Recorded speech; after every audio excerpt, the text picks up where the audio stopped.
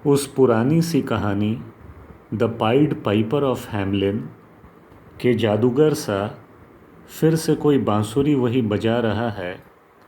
इस जहां के सारे मासूमों को खाकर भूख अपनी कोई मिटा रहा है। छुड़ा कर अपनी उंगलियां माँ बाप शिक्षकों जैसे अपने प्रहरियों से उस तिलस्मी दुनिया के चौकोर चमकीले दरवाजे से वो दूर, कहीं बहुत दूर चले जाते हैं। बस शरीर ही दिखता है फिर उनका, पर वो कहीं दूर, बहुत दूर चले जाते हैं। कुछ जादू है उस नगरी में, कुछ टोना है उस नगरी की हर डगरी में। शायद वह बच्चे अब वापस ना आ पाएंगे, चिपक चुका है जिनके वो अभिशप्त खिलौना हथेली में।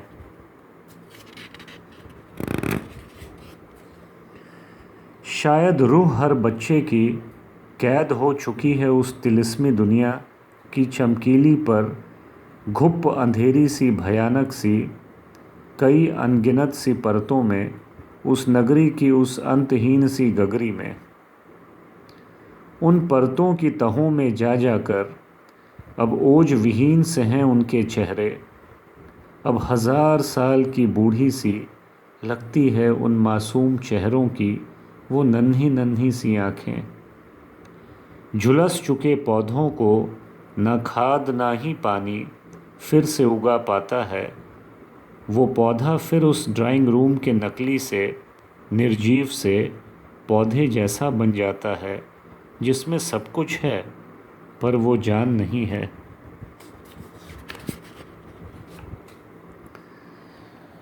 जिसमें सब कुछ है पर वो जान नहीं है। उसे देखने वाला इतना तो उसे देख जान ही जाता है। कितना भी उसमें जल डालो वो फल कभी नहीं लाता है। अब सोचना हमको है कि क्या बच्चों को बचाना है या यूं ही उस धुन में खोने को उन्हें अकेला छोड़ जाना है। शायद वो अभिशप्त खिलौना, वो मोबाइल अब मजबूरी है हर घर घर की, पर वही जोड़ रहा है घर के मासूमों को उन नर पिशाचों और पबजी सरीखे कब्रिस्तानों से, और रोज़ छीन कर दफना रहा है वह खिलौना जिगर के टुकड़ों को माँ बाप के सामने ही उन पबजी के कब्रिस्तानों में। क्या वो इस चक्रव्यूह को तोड़ कभी वापस आ पाएंगे? शायद हाँ, गर हम उन्हें अकेला न छोड़ेंगे उन मौत के कब्रिस्तानों में, तो वो वापस आ पाएंगे जब हम खुद उनसे खेलेंगे और उनके लिए खिलौना बन जाएंगे। गाड़ियाँ बहुत खरीदी, पर कुछ परियों की किताबें लाएंगे। पहले खुद पढ़ेंगे और उन्हें फिर रोज़ एक नई कहानी सुनाएंगे। पंचतंत्र के यंत्र से हम उन पिशाचों से उन्हें बचाएंगे। छुड़ा लेंगे हम उनकी उंगलियां जो चिपक गई हैं उन चमकीले नर्क के दरवाज़ों से।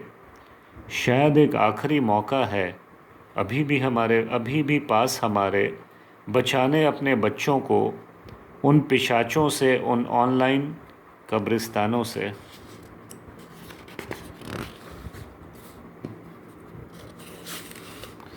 गर हम रोज़ सुबह दुश्मन चीन की बिस्तर की चाय छोड़ 2 चम्मच अपना देशी घी पीकर मिलकर उनके साथ खुद भी एक आध 100 दंड बैठक लगाएंगे, शायद रक्त फिर से दौड़ेगा उनकी रगों में।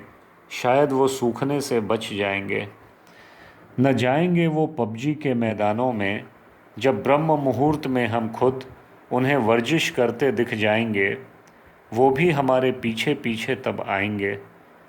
शायद हम खुद भी उन ऑनलाइन कब्रिस्तानों में कहीं दब से गए हैं। हम भी एक दूसरे से तबीयत से हंसना मुस्कुराना भूल गए हैं। बच्चे हमारे बच जाएंगे जब पहले हम खुद दिल से खूब हंसेंगे और फिर उन्हें भी दिल से हंसाएंगे। आज जिसको देखो वो यूं तो बहुत ही चुपचाप है, पर व्यर्थ का शोर बहुत है सबके मन में। हमें कुछ भी तो समय नहीं लगता अपने ही बच्चों पर बात बात पर झल्लाने में। गर हम उन्हें कुछ देंगे तब तो वो कुछ हमसे लेंगे। उन्हें हमारे चेहरों पर वो खुशी नहीं दिखती, वो सुकून नहीं दिखता। हम इतने व्यस्त हैं खुद की उलझनों में, तभी तो उस सुकून की तलाश में वो जाते हैं पबजी के कब्रिस्तानों में। जी जाएंगे वो फिर से, अगर शायद सोने से पहले घर का कोई एक उन्हें भगत सिंह और चंद्रशेखर आज़ाद की कहानियाँ रस ले लेकर सुनाएगा। शायद उनके मन में माँ बाप की आवाज़ बस डांट सी फटकार सी रह गई है। नहीं भटकेंगे वो गर हमारी आवाज़ किसी कविता, किसी कहानी, किसी गज़ल, किसी जोश भरी पंक्ति सी ताउम्र उनके मन में रह जाएगी। वही आवाज़ उन्हें ठोकर लगने पर भी गर्त में गिरने से बचाएगी। शायद कोई आवाज़ उनके अंदर रह जाए जो उन्हें झकझोरे, उन्हें समझाए, उन्हें गुज़रते वक्त और कुछ बनने के लिए अभ्यास का महत्व सिखलाए, कि वह जिए अपने कुल की मर्यादा को और पुरखों का नाम ऊंचा कर पाएं।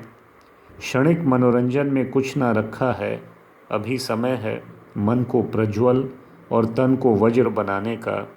कीचड़ भरे नाले में क्या कुर्सी लगा कभी कोई बैठा है? व्यर्थ का मनोरंजन भी बस वैसा ही एक कीचड़ भरा नाला है। बच्चों छोड़ो जाना उन पबजी के मनहूस से ऑनलाइन कब्रिस्तानों में। यहाँ हर रिश्ता तुम्हारा अपना है, तुम्हें बुलंद देखना ही सबका सपना है। अपनों को, अपनी शक्ति को, अपनी धरती को पहचानो। याद करो अपने दादा और परदादा को, जिनका लहू तुम्हारी रगों में दौड़ता है।